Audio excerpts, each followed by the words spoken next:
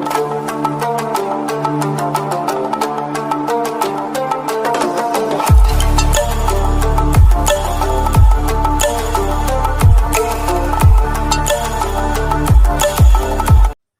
Friends and welcome to my channel. Guys, मैं explain करने लगी हूँ लव O2O ड्रामा सीरीज़ की एपिसोड नंबर 29। और अगर इस सीरीज़ की पिछली वीडियोस को नहीं देखा तो आई सजेस्ट ज़रूर देख लें। लिंक आपको डिस्क्रिप्शन बॉक्स और कमेंट सेक्शन में मिल जाएगा। और प्लीज़ मेरे चैनल को सब्सक्राइब करना मत भूलें। Thank you.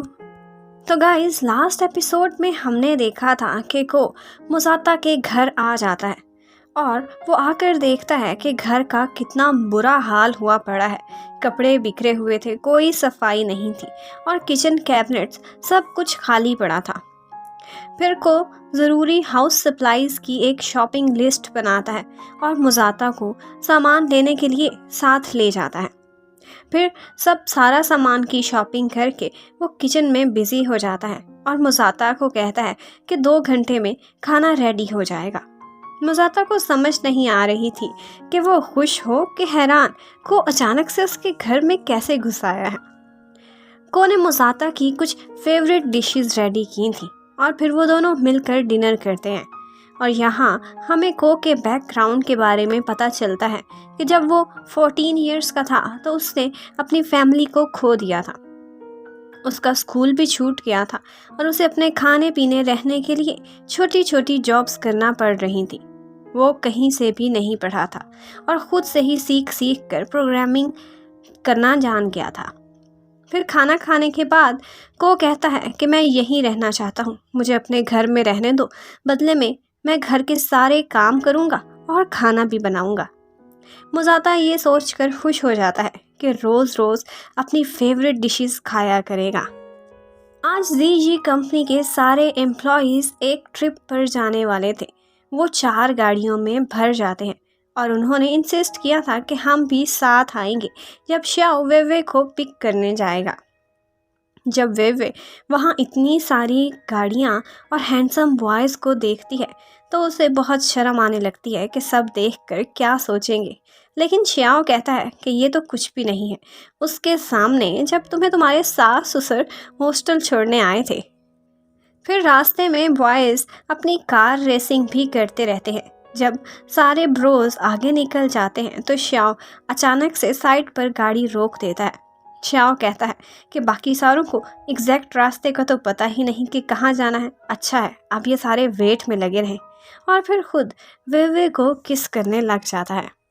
जबकि दूसरी तरफ वाकई सारे बॉयज़ काफ़ी देर से उनका वेट कर रहे थे।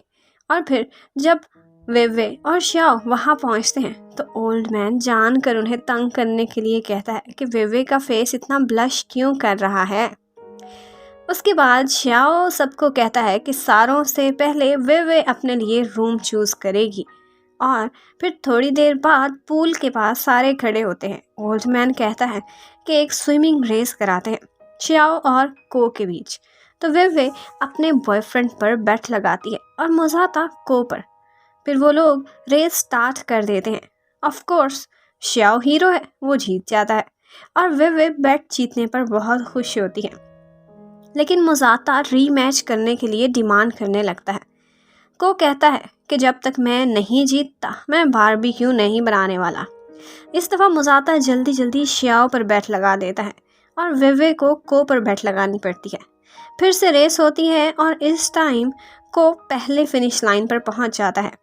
और ऑफ कोर्स श्याओ ने उसे जानबूझकर इस दफ़ा जीतने दिया था क्योंकि उसे भूख बहुत लग रही थी।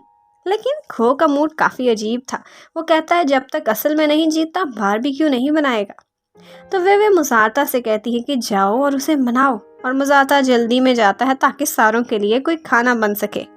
इन दी एंड को बारबेक्यू बनाने के लिए रेडी हो जाता है और सारे लोग खाने के लिए इर्द गिर्द बैठे हुए होते हैं।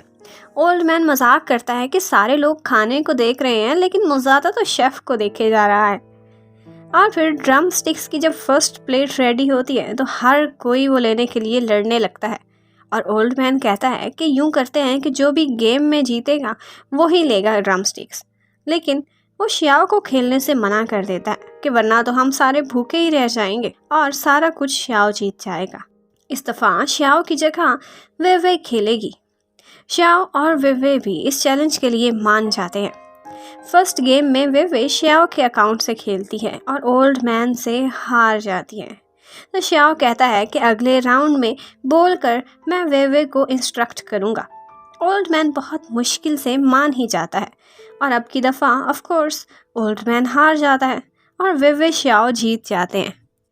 उसके बाद वे जब अपने अकाउंट में लॉग इन होती है तो उसे ज़ेन का मैसेज आया हुआ था। वो शियाओ और वे का थैंक्स कर रहा था कि तुम दोनों की वजह से ही आज मुझे लाइफ में कोई सीरियस गोल मिला है। अब मैं एक गेम डिज़ाइनर बनने वाला हूँ और अपने सारे बुरे कामों पर उनसे सॉरी भी करता है और ये विश करता है कि एक दिन मैं शियाओ से भी अच्छी गेम डेवलप करूँगा। शियाओ जवाब देता है कि मैं उस दिन का इंतज़ार करूँगा और वे भी उसे गुड लक कह देती है।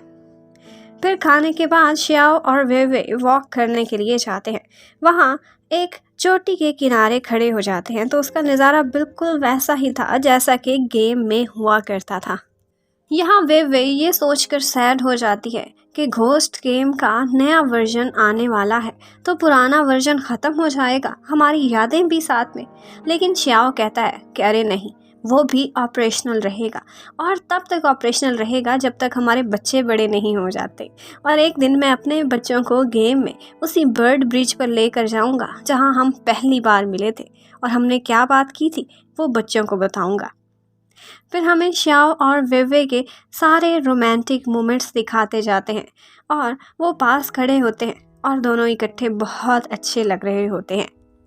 फिर इसी तरह टाइम बीतता जाता है और अब 2 साल गुजर चुके हैं और हमें न्यूज़ में दिखाते हैं कि शियाओ एक इंटरव्यू दे रहा है क्योंकि अब वो न्यू ब्यूटीफुल घोस्ट गेम का चीफ प्रोड्यूसर बन चुका है। वो अपने कैरियर में एक रोल मॉडल है और बहुत से अवार्ड्स भी विन कर चुका है। वो आजकल गेमिंग इंडस्ट्री की सेंसेशन है और उसी टाइम वे और उसकी फ्रेंड्स भी अब ग्रेजुएशन कंप्लीट कर चुकी हैं और इकट्ठे शियाओ का इंटरव्यू देख रही हैं। इंटरव्यू में वो ये भी बताता है कि हम सिर्फ बॉयज़ ही नहीं हैं बल्कि मेरी एक फियांसी भी है और उसने हमारी कंपनी में बहुत कामों में हमारा साथ दिया है। ये देखकर लिंग और सीसी हैरान रह जाती हैं कि वे तुम इसकी फियांसी हो, कब प्रपोज किया इसने तुम्हें, सारा कुछ हमें बताओ। तो वे खुद भी ब्लैंक बैठी होती है और इतने में उसे याद आता है कि एक दफ़ा वे ने शियाओ से अपनी इंटर्नशिप सैलरी मांगी थी तो आगे से उसने कहा था कि सैलरी में पैसे चाहिए तो नहीं है, देने के लिए एक लड़का है, अगर वो चाहिए तो हाजिर है। ये सुनकर उसकी फ्रेंड्स आगे से कहती हैं कि ऐसे कौन प्रपोज करता है, कितना अजीब है ये शियाओ।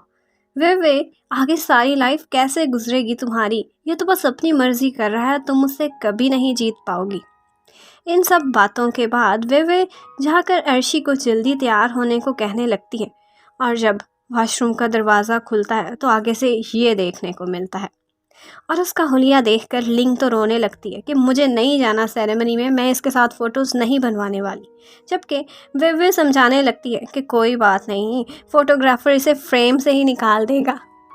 फिर अगले सीन में वो सब ग्रुप फ़ोटो के लिए खड़े हुए होते हैं और इतने में शियाओ भी वहाँ पर आ जाता है और उसे देखकर सारी गर्ल्स बहुत डिस्ट्रैक्ट होती है और इसी वजह से फोटोग्राफर शियाओ से कहता है, हैंडसम मैन, उस ट्री के पीछे जाकर छुप जाओ, फ़ोटोज़ लेने दो।